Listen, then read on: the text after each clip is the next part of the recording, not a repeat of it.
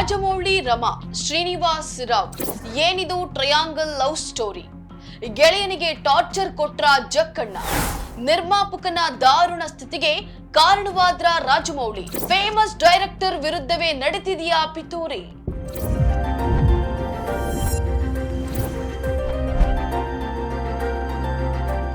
ತ್ರಿವರ್ಣ ತಾರಾಲಯಕ್ಕೆ ಸ್ವಾಗತ. ನಾನು ಪವಿತ್ರ ಗೌಡ. ಭಾರತೀಯ ಚಿತ್ರರಂಗ ಕಂಡ ಅತ್ಯದ್ಭುತ ನಿರ್ದೇಶಕ ರಾಜಮೌಳಿ ಬಗ್ಗೆ ಹೆಚ್ಚೇನು ಹೇಳೋ ಅಗತ್ಯವಿಲ್ಲ. ತಮ್ಮ ಸಿನಿಮಾಗಳಿಂದಲೇ ಸದ್ದು ಮಾಡ್ತಾ ಇದ್ದ ರಾಜಮೌಳಿ ಸದ್ಯ ವಿವಾದದಿಂದ ಸುದ್ದಿಯಲ್ಲಿದ್ದಾರೆ. ರಿಯಲ್ ಲೈಫ್ ನಲ್ಲಿ ರಾಜಮೌಳಿ ವಿವಾದಗಳಿಂದ ದೂರವೇ ಉಳಿದಿರ್ತಾರೆ. ಸಿನಿಮಾ ಬಿಟ್ರೆ ಬೇರೆ ಯಾವುದೇ ವಿಷಯಕ್ಕೂ ತಲೆ ಹಾಕೋದಕ್ಕೂ ಹೋಗೋದಿಲ್ಲ. ಆದ್ರೆ ಇವರ ವಿರುದ್ಧವೇ ವಿವಾದವೊಂದು ಭುಗಿಲೆದ್ದಿದೆ. ಈ ವಿಚಾರ ಭಾರತೀಯ ಚಿತ್ರರಂಗದಲ್ಲಿ ಸಂಚಲನ ಸೃಷ್ಟಿಸಿದೆ. ಹೌದು, ರಾಜಮೌಳಿಯ ಸ್ನೇಹಿತ ಹಾಗೂ ಯಮದುಂಗ ಸಿನಿಮಾ ಕಾರ್ಯಕಾರಿ ನಿರ್ಮಾಪಕ ಉಪ್ಪಾಲಪಾಟಿ ಶ್ರೀನಿವಾಸ್ ರಾವ್ ತಮ್ಮ ಪ್ರಾಣವನ್ನ ತಾವೇ ತೆಗೆದುಕೊಳ್ಳೋದಾಗಿ ವಿಡಿಯೋ ಮಾಡಿದ್ರು. ಅದನ್ನ ಸೋಷಿಯಲ್ ಮೀಡಿಯಾದಲ್ಲಿ ಶೇರ್ ಮಾಡಿ ಇದಕ್ಕೆ ರಾಜಮೌಳಿಯೇ ಕಾರಣ ಅಂತ ಹೇಳಿ ನಾಪತ್ತೆಯಾಗಿದ್ದಾರೆ. ತನಗೆ ಚಿತ್ರಹಿಂಸೆ ನೀಡುತ್ತಿದ್ದಾರೆ ಎಂದು ಈ ವಿಡಿಯೋದಲ್ಲಿ ಆರೋಪ ಮಾಡಿದ್ದಾರೆ.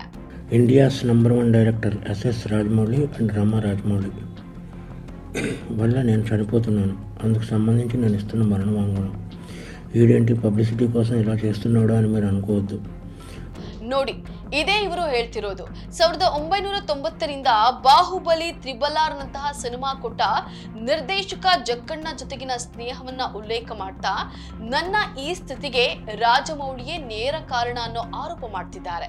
ಅಲ್ಲದೆ ಇವರು ಮಾಡಿದ ಆರೋಪಗಳಲ್ಲಿ ಎಲ್ಲರ ಗಮನ ಸೆಳೆದಿದ್ದು ತ್ರಿಕೋನ ಪ್ರೇಮ ಕತೆ. ರಾಜಮೌಳಿ ಗೆಳೆಯ ಶ್ರೀನಿವಾಸ್ ರಾವ್ ಹೇಳ್ತಿದ್ದಾರೆ, ತಮ್ಮದು ಟ್ರಯಾಂಗಲ್ ಲವ್ ಸ್ಟೋರಿ ಎಂದು ಹೇಳಿಕೊಳ್ಳುವ ಮೂಲಕ ಜನರ ತಲೆಯಲ್ಲಿ ಹುಳ ಬಿಟ್ಟಿದ್ದಾರೆ. ಇದು ರಾಜಮೌಳಿ ಅಭಿಮಾನಿಗಳು ಸೇರಿದಂತೆ ಸಿನಿಮಾ ಮಂದಿಯಲ್ಲಿ ಅಚ್ಚರಿ ಮೂಡಿಸಿದೆ. ಅಷ್ಟಕ್ಕೂ ಈ ಆರೋಪ ನಿಜವೇ?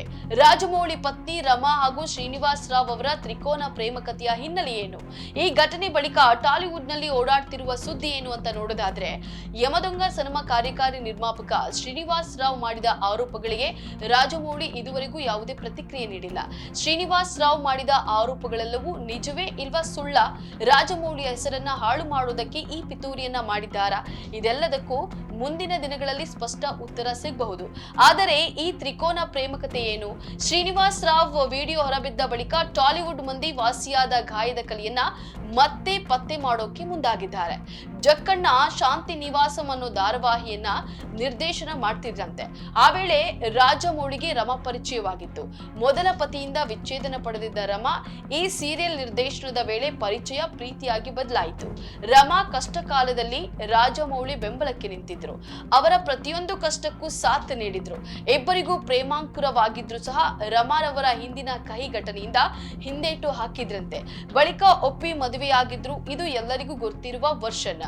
ಸಾಂಸಾರಿಕ ಹಾಗೂ ವೃತ್ತಿ ಜೀವನದಲ್ಲಿ ಎಲ್ಲವೂ ಸುಗಮವಾಗಿ ಸಾಗ್ತಿದೆ ಅನ್ನೋ ಟೈಮಲ್ಲಿ ಈ ಶ್ರೀನಿವಾಸ್ ರಾವ್ ಎಂಟ್ರಿ ಕೊಟ್ಟಿದ್ದಾರೆ. ಇವರೇ ವಿಡಿಯೋದಲ್ಲಿ ಹೇಳಿಕೊಂಡಂತೆ, ನನ್ನ ಸಾವಿಗೆ ರಾಜಮೌಳಿ ಮತ್ತು ಅವರ ಪತ್ನಿ ರಮಾ ಕಾರಣ. ನಾನು ಬಹಳ ವರ್ಷಗಳಿಂದಲೂ ಚಿತ್ರರಂಗದಲ್ಲಿದ್ದೇನೆ.